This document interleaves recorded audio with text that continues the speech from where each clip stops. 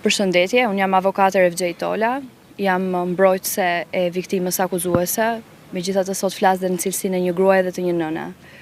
Arsyeja pse sot kam vendosur të jap këtë deklaratë është sepse në një afat shumë të shkurtër kohor kemi marrë disa denoncime të tjera, të cilat datojnë kjo ngjarje që të datojnë rreth 33 vite më parë dhe i fundit një vit më parë për të njëjtat raste abuzimi që doktori në fjalë ka bërë me vajza dhe gra të tjera.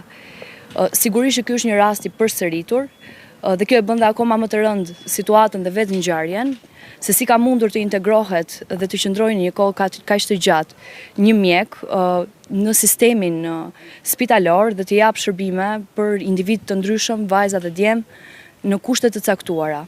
Ngjarja është shumë sensitive për shoqërinë, megjithatë unë jam falënderuese vajzës e cila mori kurajën të flasë dhe të reagojë, të ngrejë zërin, pasi ngjarje të tilla duhet të fliten për të ndërprerë. Mendoj se tani është momenti i duhur që drejtësia e re të reagojë dhe të jap përmes forcës së shembullit mënyrën se si këta abuzues, manjak, pedofil nuk duhet dhe nuk mund të shkelin më mbi gjakun e fëmijëve tanë. Uroj që të reagojë sa më shpejt drejtësia, pasi deri më tani nuk kemi marrë asnjë informacion as ato që ligjërisht i takojnë avokatëve mbrojtës. Ne jemi një ekip prej 3 avokatësh që po asistojmë viktimën abuzuese. Jemi të gatshëm të asistojmë të gjitha denoncimet e tjera që do të vinë dhe unë ju bëj thirrje grave dhe vajzave të vinë dhe të denoncojnë, të ngrejnë zërin për ngjarje që mund të kenë ndodhur. Dhe vetë ekipi ynë do t'i asistojë këto njerëz, këto vajza, këto gra, duke garantuar një mbrojtje efektive dhe anonimat të plot. Le të dalë e gjithë kjo situatë, duhet të nxjerrë në drejtësi dhe përpara drejtësisë mënyrën se si duhet të trajtohet nga tani e tutje abuzimi dhe ngacmimi seksual.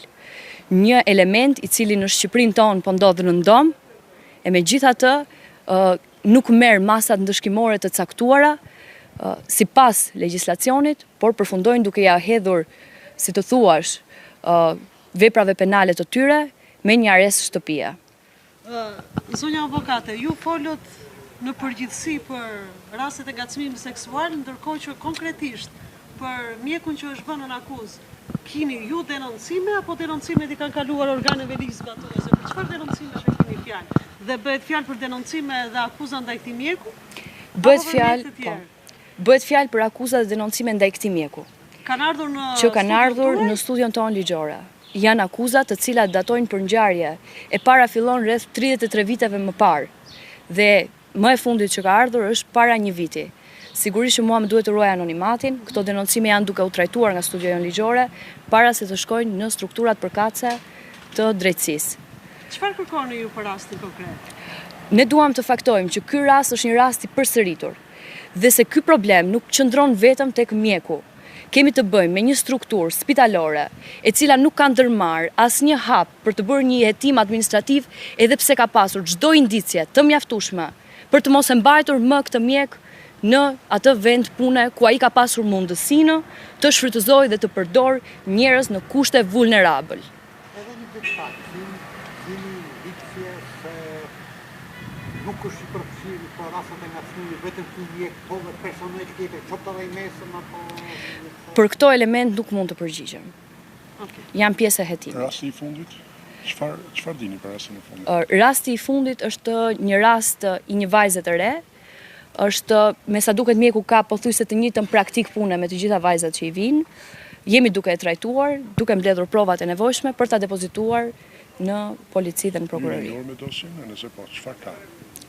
Nuk ka mundur të njihem me dosjen, pasi ne sot jemi autorizuar me prokurën për të qenë avokatët mbrojtës të vajzës, dhe pas kërkesës që kam bërë në prokurori, ende nuk e kam marrë informacionin, edhe pse është një situatë pa precedent që të mos jepet informacioni, megjithatë jemi duke drejtuar të gjitha kërkesat zyrtare me shkrim, email, për t'ia dërguar prokurorisë në pritje për të marrë informacionin e nevojshëm para dhënies së masës së sigurimit të mjekut. Këto raste dhe tjera në seancën për caktimin e masës së sigurisë do t'i bëni prezente para gjykatës, e cila do të vendosë edhe për caktimin e masës?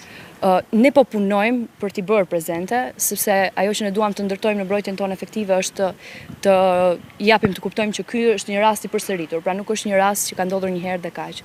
Pra është një rast i përsëritur dhe kjo është ajo që ne po punojmë për të bërë. Dhe prandaj unë jam këtu për t'i bërë thirrje edhe një herë të gjitha grave dhe vajzave që janë ndjerë të abuzuara, është koha për të folur, sepse me sa duket tashmë pas ka ardhur radha e fëmijëve tanë, pra nuk është më radha jonë për t'u abuzuar. Dhe kjo është e patolerueshme në themel.